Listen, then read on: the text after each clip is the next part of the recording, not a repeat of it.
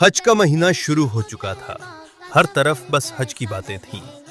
कोई अपना सामान पैक कर रहा था, कोई पासपोर्ट संभाल रहा था, तो कोई अल्लाह के घर जाने की खुशी में रो रहा था। एक छोटे से गांव में रहीम नाम का गरीब आदमी अपनी पत्नी आयशा और छोटे बेटे हमजा के साथ रहता था। रहीम मजदूरी करता था, पूरे दिन धूप में मेहनत करता, तब जाकर शाम को घर में 2 वक्त की रोटी बनती थी। रहीम का सबसे बड़ा सपना था एक बार अपनी बीवी और बेटे के साथ हज करना। हर साल वो थोड़ा थोड़ा पैसा बचाता, लेकिन कभी बेटे की बीमारी आ जाती, कभी घर का किराया, कभी खाने का खर्च, और उसका हज का सपना फिर टूट जाता। इस साल हज का महीना आया तो गांव के बहुत से लोग हज पर जा रहे थे। पूरे गांव में खुशी का माहौल था। लोग नए कपड़े पहन रहे थे, रिश्तेदार मिलने आ रहे थे। रहीम अपने टूटे हुए दरवाजे के पास बैठा लोगों को जाते हुए देख रहा था। उसकी आंखें भर आईं।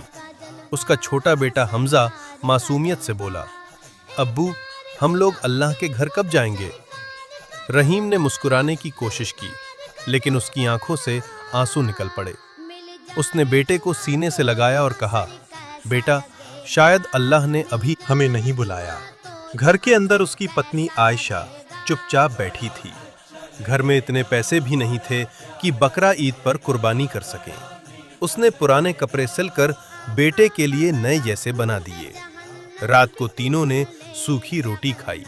फिर रहीम उठकर नमाज पढ़ने लगा।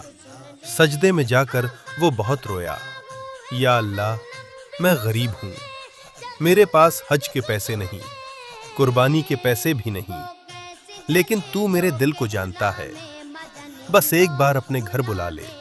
उसकी आंखों से आंसू जमीन पर गिरते रहे।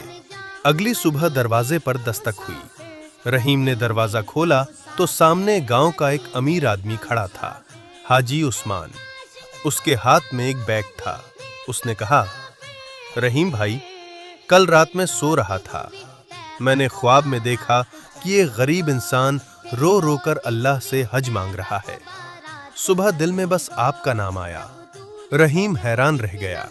हाजी उस्मान ने बैग उसके हाथ में रखा और कहा, इसमें हज के पूरे पैसे हैं और कुर्बानी के लिए भी। अल्लाह ने मुझे आपकी मदद का जरिया बनाया है।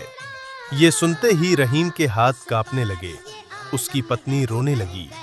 छोटा हमजा खुशी से चिल्लाया, अम्मी, अब हम अल्लाह के घर जाएंगे। रहीम जमीन पर बैठ गया और फूट फूट कर रोने लगा।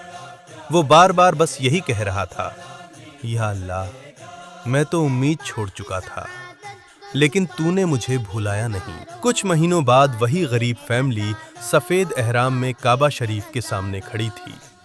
रहीम की आंखों से लगातार आंसू बह रहे थे।